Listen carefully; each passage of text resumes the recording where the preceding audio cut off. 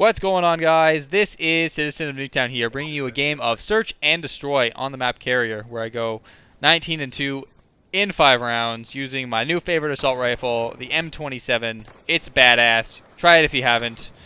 Class loadout in the top right-hand corner, as usual.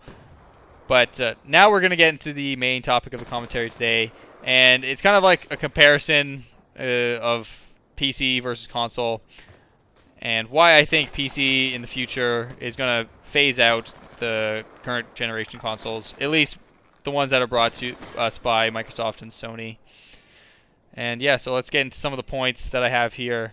Number one, PC has like a lot of free content, free like map packs, free user created stuff.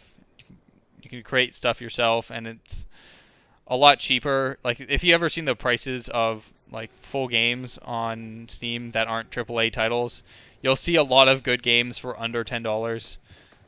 I have to say most of the games that you'll see on Steam, like the main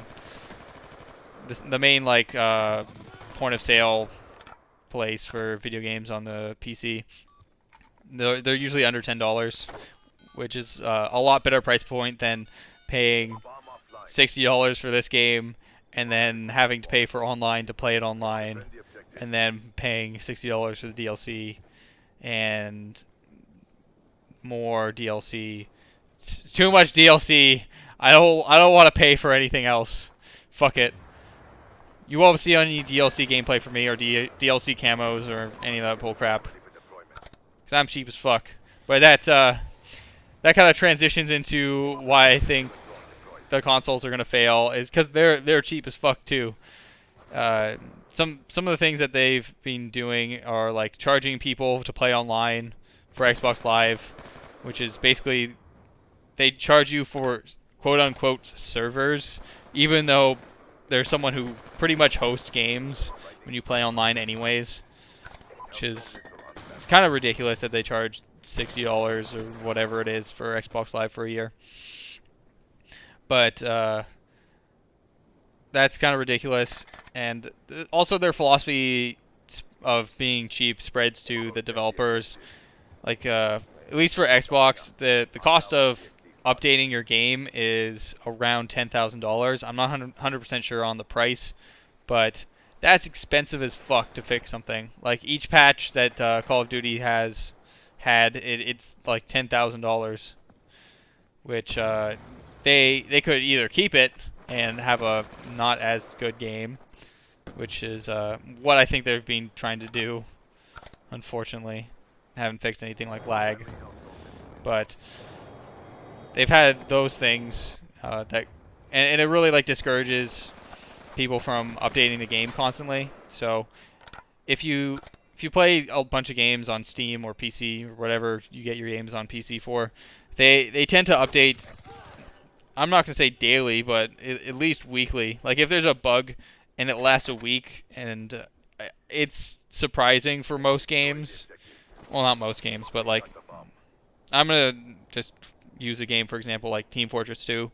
I got a couple of roommates that play that heavily, and they'll have like a glitch that they'll find out, and then a week later it's gone, and it's like this very obscure thing, and then people fixed it. And think how long it lasted. Things like the riot shield glitch in Spawn, like they left that for about 2 months.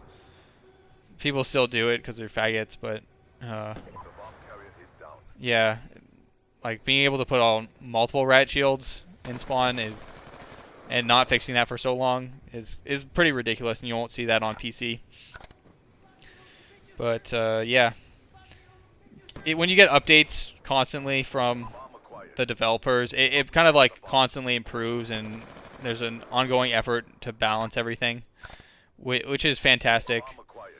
So if this game had that opportunity, you know, it might realize some of the errors in it, like having retardedly glitchy score system, and yeah, score system in this game's fucked, and they should fix it if you guys haven't noticed. But anyways, what else do I want to talk about with PC versus console?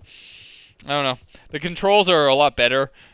You can modify them on PC, unlike this game, unlike most console games. So a lot of people don't have the best way of playing on this. Like, there's a couple things that I would like to change for my own personal controls when playing, like moving the button layout to be closer like a PS4, where they have the bumper as shoot instead of the trigger, which makes a lot more sense, and I could actually use semi-automatic guns somewhat well, because I'm garbage with them. And like moving the tacticals and the lethal grenades to the triggers and stuff like that. But this is coming up to the end of the commentary. Please let me know what you thought about my opinions on the PC. Please like, subscribe, favorite, all that shit. And I'm signing out. Peace.